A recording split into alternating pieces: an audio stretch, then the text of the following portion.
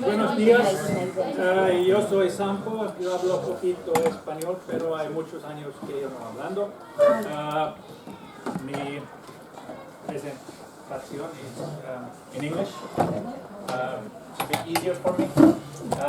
We try to put translation into Spanish with the Microsoft Teams, so hopefully the microphone will pick up my voice and you'll be able to follow it in Spanish.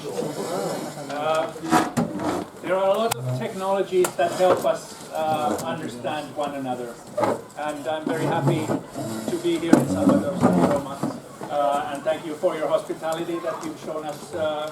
My wife Tina is here also, and it's been a wonderful day already. Looking forward to the next 2 days. Really love the culture of the feeling you have in the school. All the kids are so polite, and of course all of you professionals. My work, I work at the teacher training school at the University of Eastern Finland. We have 10 teacher training schools in Finland. I'm the Finnish lead ambassador for the FCL network, the classroom, the network of future classroom labs. You have the Aula del Futuro in Spain. I've been in Madrid at the ministry at Aula del Futuro, yeah, and also the University of Madrid. They have Aula, and then some local schools, but in Madrid. So nice to be here in Catalonia and see the schools. Today's and the following 2 days of 1-hour sessions will be about your physical spaces. We in Finland think that the whole school is an aula del futuro, not just one place where you go, do interesting things, and then go somewhere else. So the whole school is a possibility in that way to make a change. If we start with, I bought some cards. These are in Finnish. If each table would grab just 2 cards and a little bit about what kind of a feeling they have today. Many of you do not understand Finnish, but how can we use technology to help us in that sense? What can we use? Translator. We can use the Google Lens. If you have the Google Lens, you probably might not have Finnish as a language downloaded, but if you want, you can use, and you can see from the pictures. I feel very happy to be here. We have discussed with a few of your colleagues, I think it was early winter, we had some sharing of experiences about the beautiful projects you have done with the classes. And now the things that we will have during the 3 days is the physical environment, then the ICT in education, and a little bit about the Finnish school system and education system. Feel free to ask any questions or comment at any time. Like it to be more spontaneous than just presenting. So feel free to do that. Sadly, I can't remember all of your names today, but hopefully on Thursday I'll at least have like 60%. That's a good goal. And looking forward to the paella we'll be having in a couple of hours. These sweets are from Finland. The red and the white one is hard with chocolate inside, and then the other ones are black, like licorice, and this one is more soft, kind of salty toffee, kind of licorice toffee. Try them.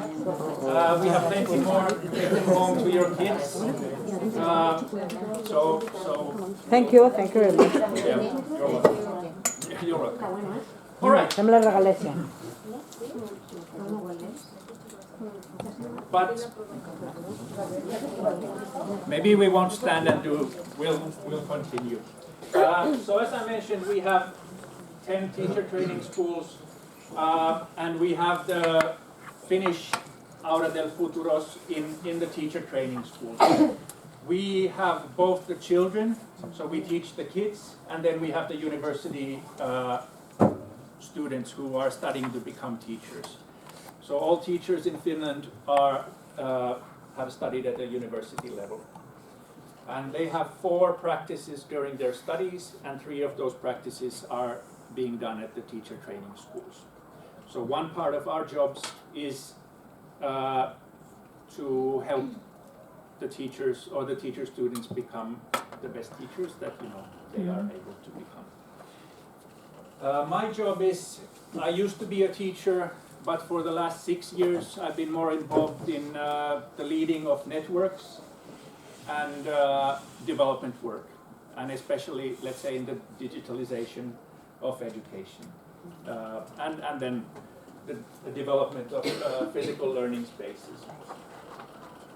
And where I come from, or where we come from with Tiina, is Joensuu, Eastern Finland. It's actually a bit more to the left, so close to the Russian border.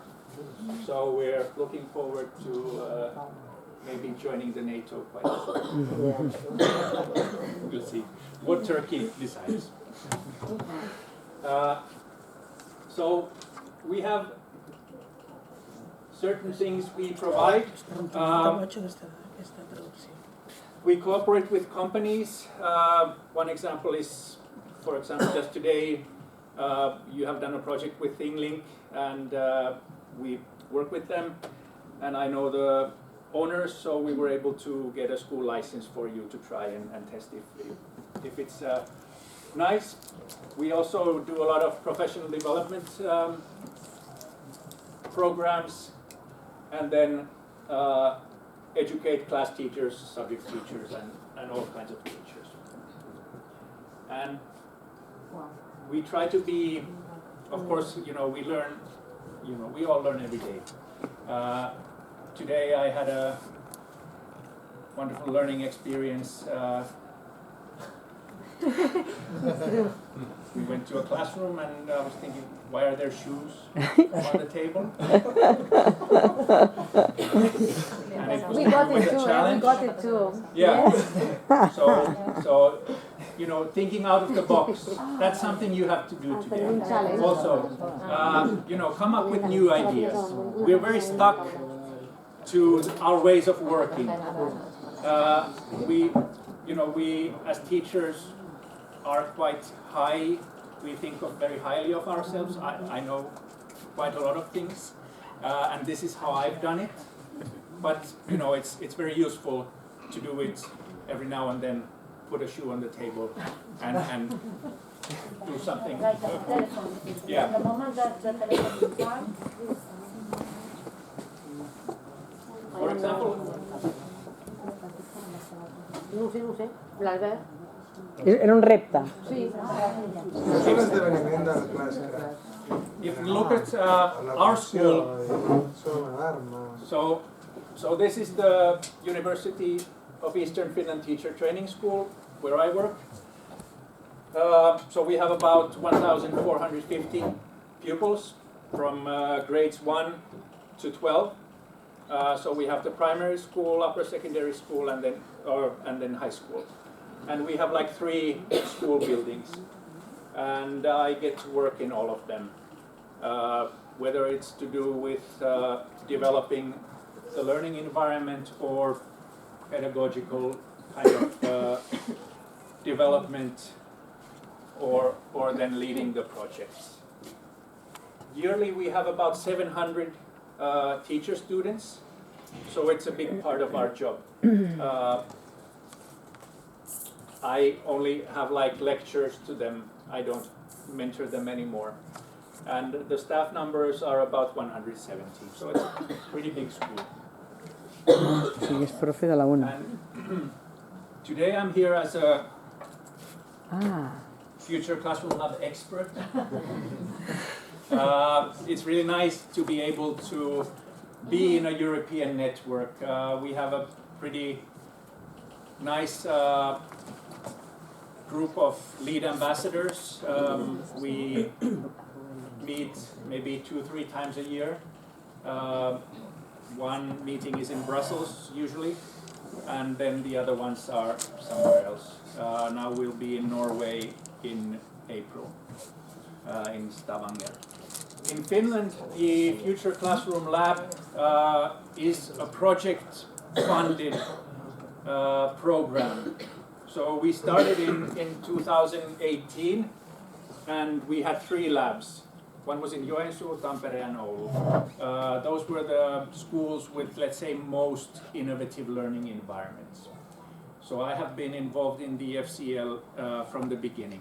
And then from January 2019, I've been the leader of the group and then the Finnish lead ambassador for the network.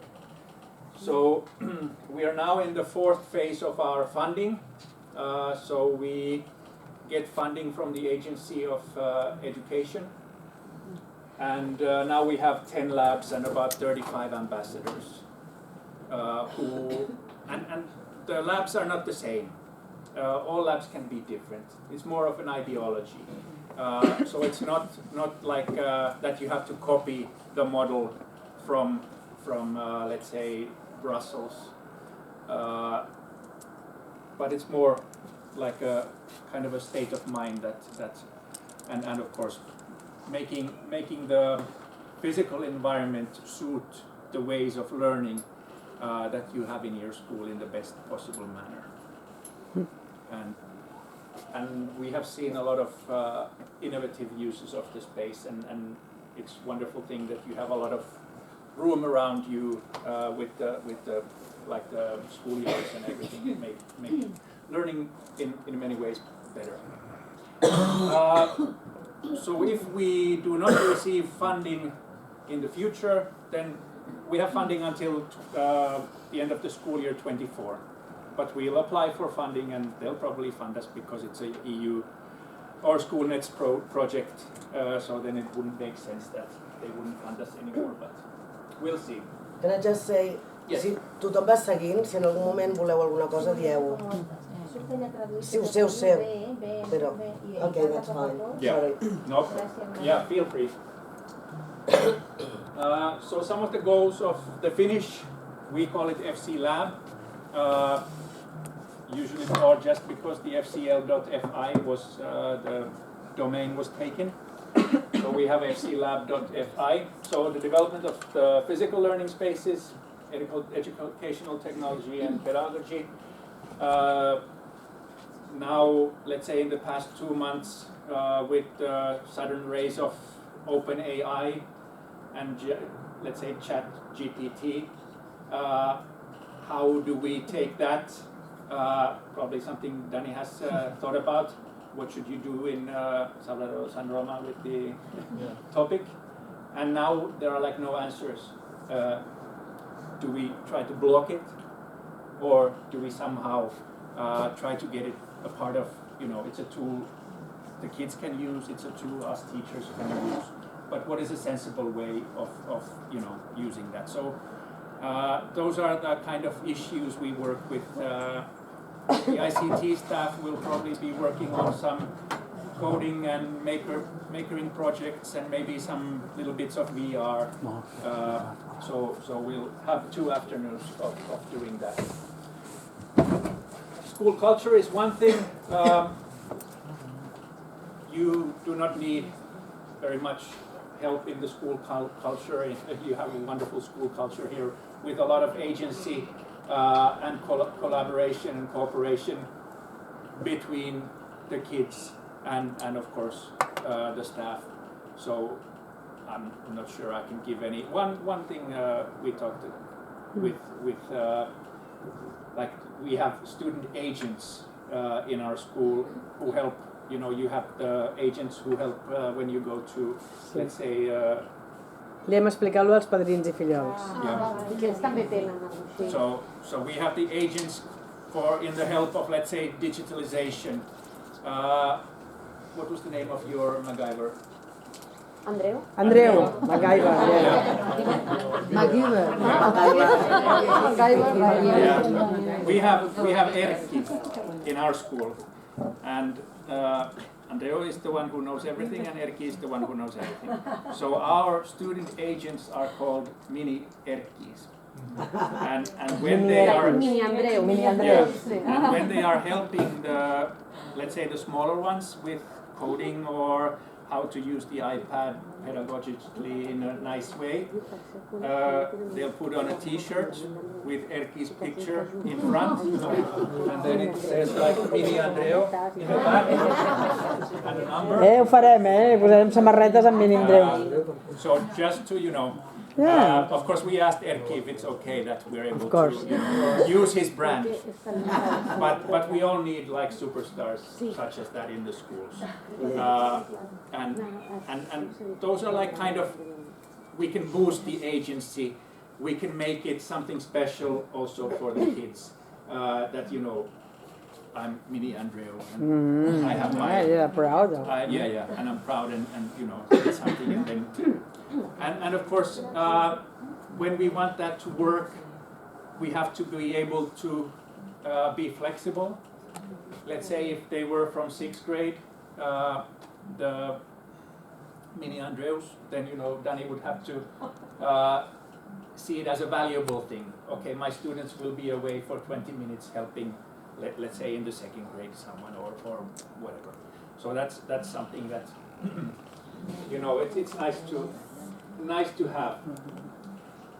But now, when we talk about, let's say, the pedagogical diverse learning environments, I'm very taken by the amount of collaboration you do on a European level. And it's not very often that a public school from a small town in Spain or Finland has the Erasmus Plus accreditation and works in so many, let's say, networks. And I'm happy to hear that some of you are traveling to Sweden on Sunday and then to Estonia later on in the spring, and receiving also guests. And one challenge we face in Finland, we have a lot of course, possibilities, but then the teachers find it not very easy to take part.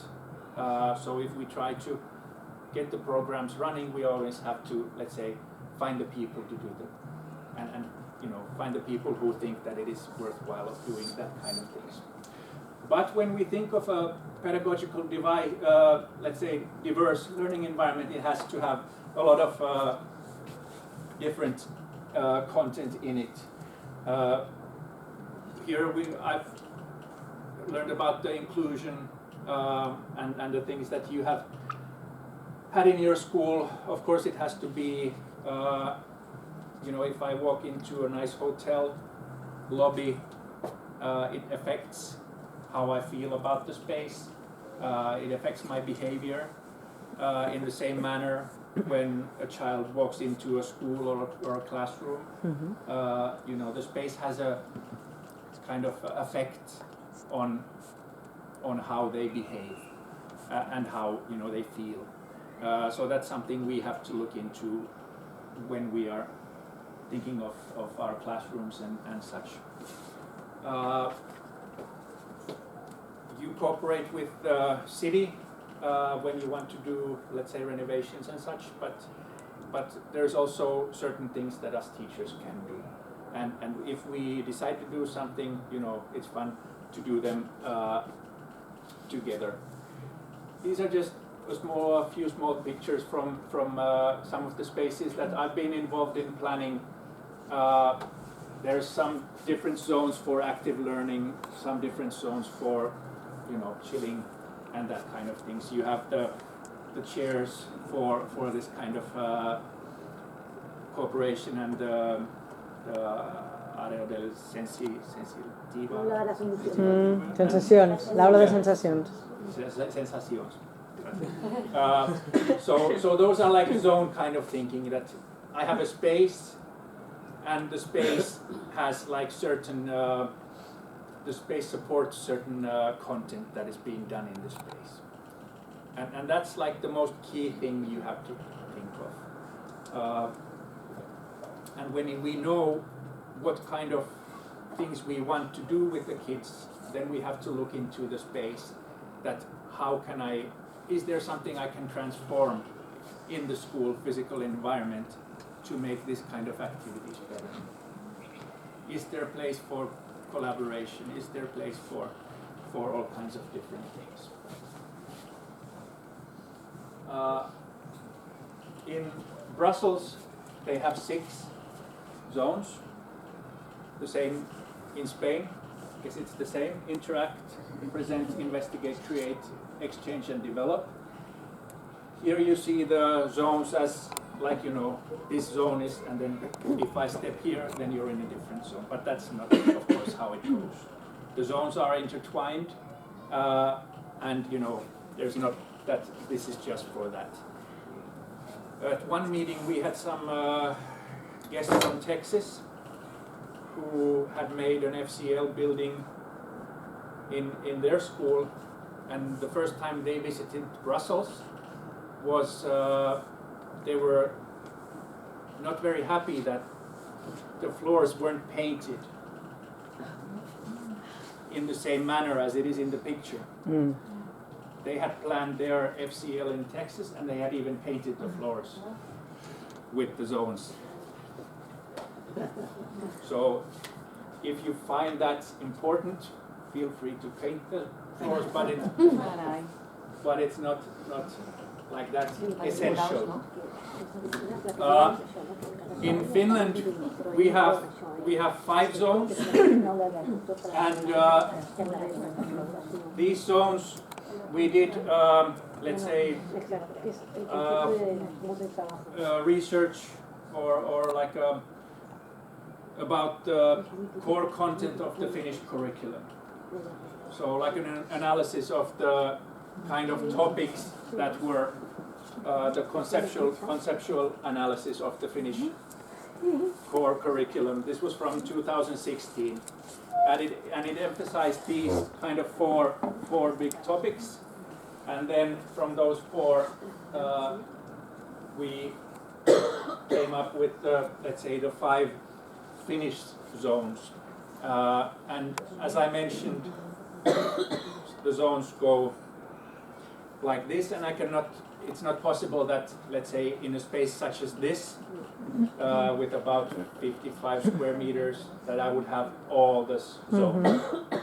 But if I think of me as a teacher and kids as a learner, it is useful that the kids have a possibility to, let's say, work in that kind of a manner which the zones represent. And there should be places for that in our physical environment.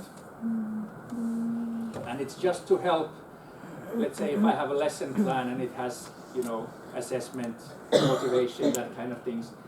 When we do this kind of, let's say, brainstorming, it might be worthwhile that I have some kind of a core background into the thinking process. We replanned our schoolyard, and we also used the kind of zone ideology for that as well. So it's quite a useful kind of way of thinking. But it's not strict, not in the FCL. So it's not that you have to do it in such a manner. And some FCLs are at schools, some are at ministry level, some are big. I think about 3-4 weeks ago we visited the FCL in Copenhagen, which is at the teachers' professional high school. They have a staff about 40 working at the FCL, and they have like an FCL path for teacher students. So it's really different to, let's say, if you'll build it here, you know, we won't have a staff of 40 probably, not at least in a couple of years working in the FCL of Salvador San Roma. I'll share the presentations with Thank you, you. and then we have the video as well, so feel free to watch that every now and then, but not me. And when we start thinking of, let's say, the development of learning spaces, now we have 3 meetings, and they're not going to be such meetings that I'll be talking all the time. But I would like to see you working quite well in the way you want to work. And because involvement is really important in this kind of, let's say, development. Many times the schools are being built by the, let's say in Finland, the municipalities. The teachers are being heard about their wishes, and you know, they'll tell them to the architects and the planning groups. But then when they see the drawings of the schools that are going to be built, many of the wishes have been crossed. And because money is sadly like a big issue, and especially the municipalities are, their financial situation is not good at the moment.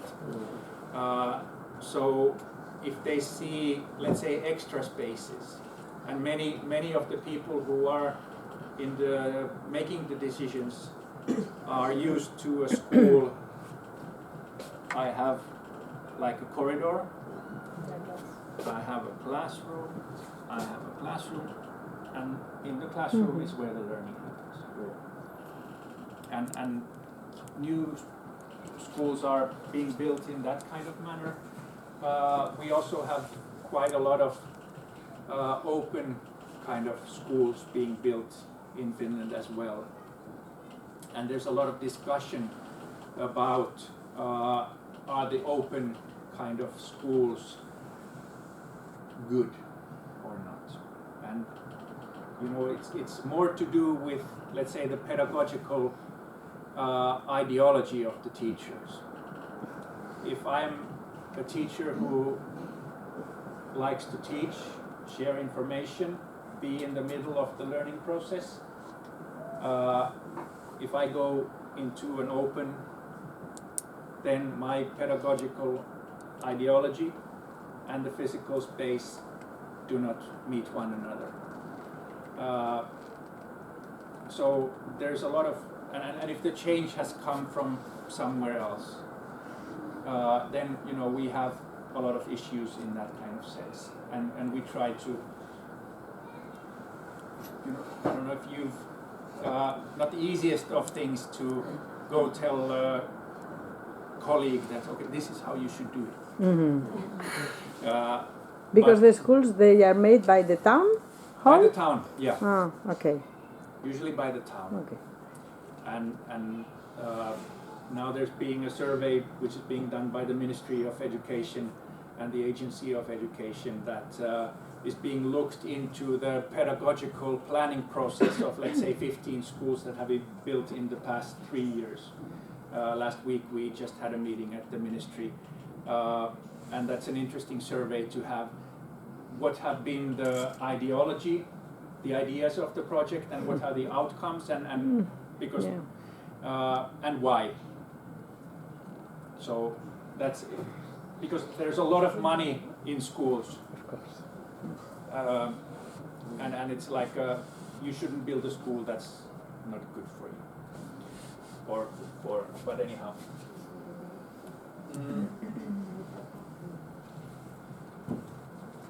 So the kind of participatory design or co-design is really essential. You are sitting in these teams because soon you'll start working on your shared spaces, and I hope that all of you have a say in let's say, the kind of things you want to, maybe what are good, what are bad, and maybe if there's a change you want to have. In the development projects that we have done, we have also tried to get the kids involved, at least partly. Their ideas might be that, okay, we want to have like a slide in the classroom.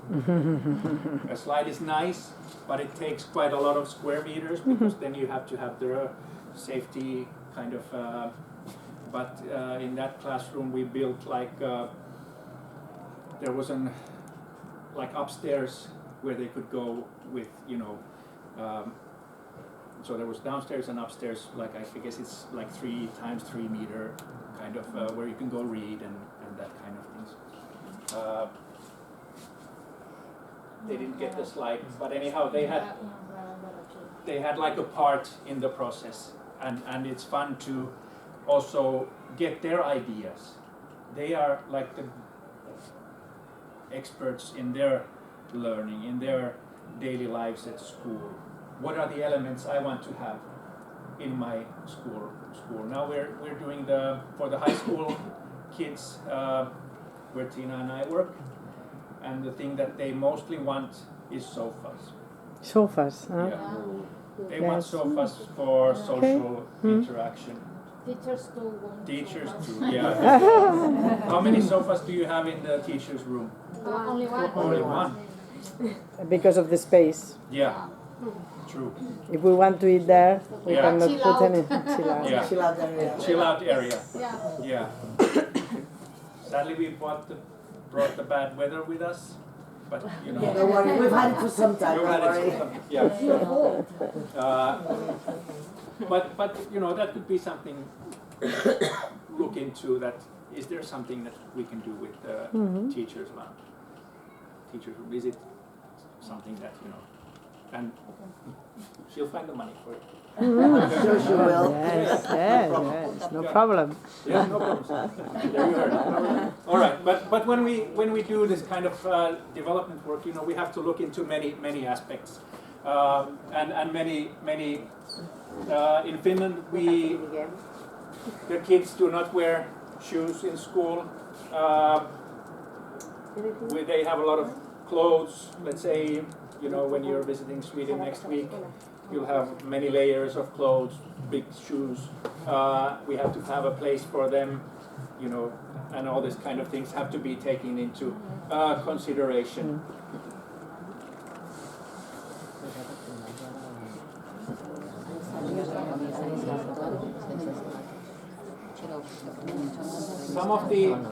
Some of the activities that we have done in Joensuu, here is just a few to name. Those are links that you can have a virtual tour of the spaces that we've done. What we've tried to bring are elements of nature into the school, because we live, or more and more, or less and less of real nature is being seen from the school's windows. More buildings. And research shows that let's say, nature has the ability to, from stress or cognitive stress, it's like lowers or makes it quicker the recovery. So that's something that we've done. We've had some pilots with partners, a few others than that also. We do workshops. We have done learning analytics and sensor technology. We have some classrooms with sensors. If I had a sensor here, I guess the temperature would be like 26.5 at the moment. Perhaps, yes. That's not optimal for learning. If we look at the level of carbon dioxide in this room, it would be maybe close to 900. Not optimal for learning. Open the window. Yeah, maybe Open the open window. the window. And why we have this kind of sensors is to try to find the things that do not or might be like challenges for learning. And then if we can set the automation of the air conditioning in such a level that in that space. You should come in May. I can imagine. May, June, September. or September. Yeah. It's really hot. Yeah. I can imagine. How much do you work outside during them? But it's No, too it's hot. worse. It's It's impossible. worse. So you Yeah. try. Yeah. We close the with the. Yeah. So the sun the- doesn't. yeah. Yeah. Yeah. Well, maybe that's something. Maybe in the future we could look at. Then we have the research activities. One interesting research we just started to do with inclusiveness is we have like 3 different technology periods. We work with, let's say, special groups and children with special needs.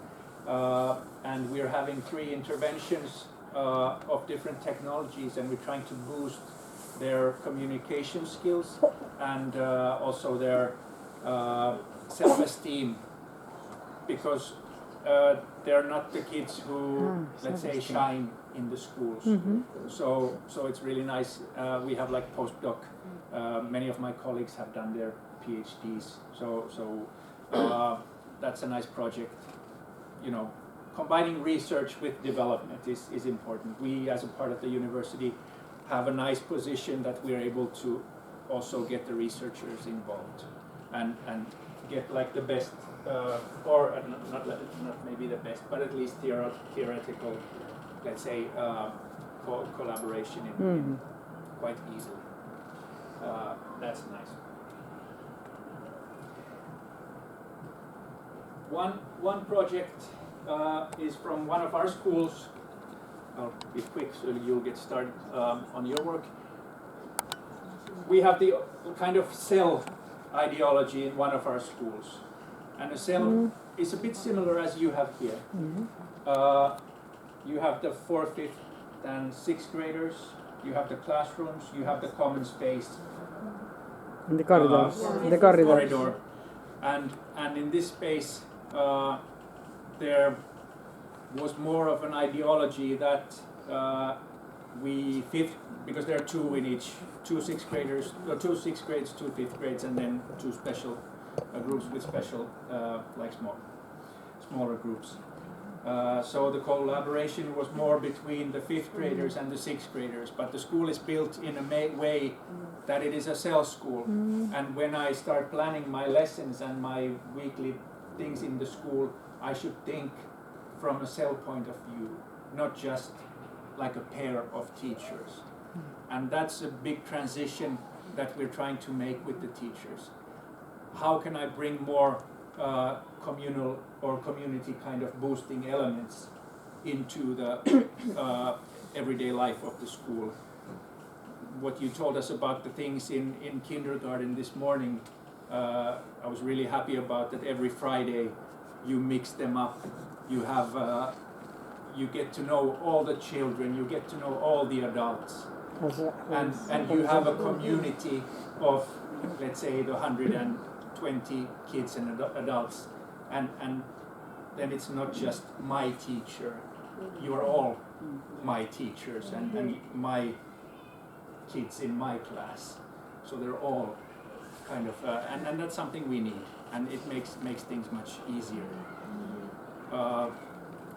And you can see that you have a really like a big sense in the community kind of thing. So hats off to a wonderful job, and of course good leadership in that sense that, you know, it's a value that we want to have, and we're ready to do events that, you know, boost that kind of things. It's not, for example, in Scandinavia, it's not something that we might have once a month, an event, maybe a morning assembly with some dancing.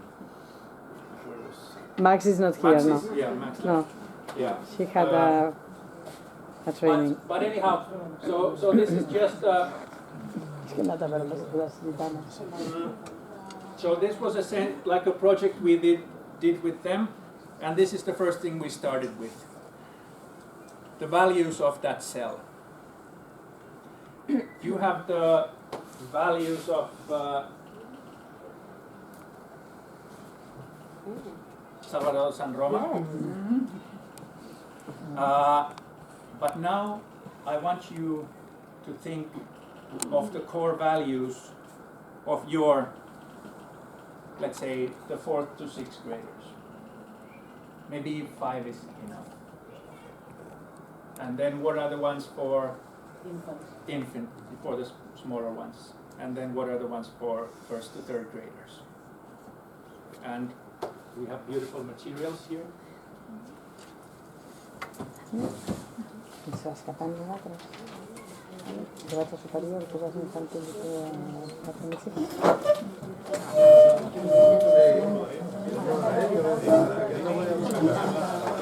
De pega dolça.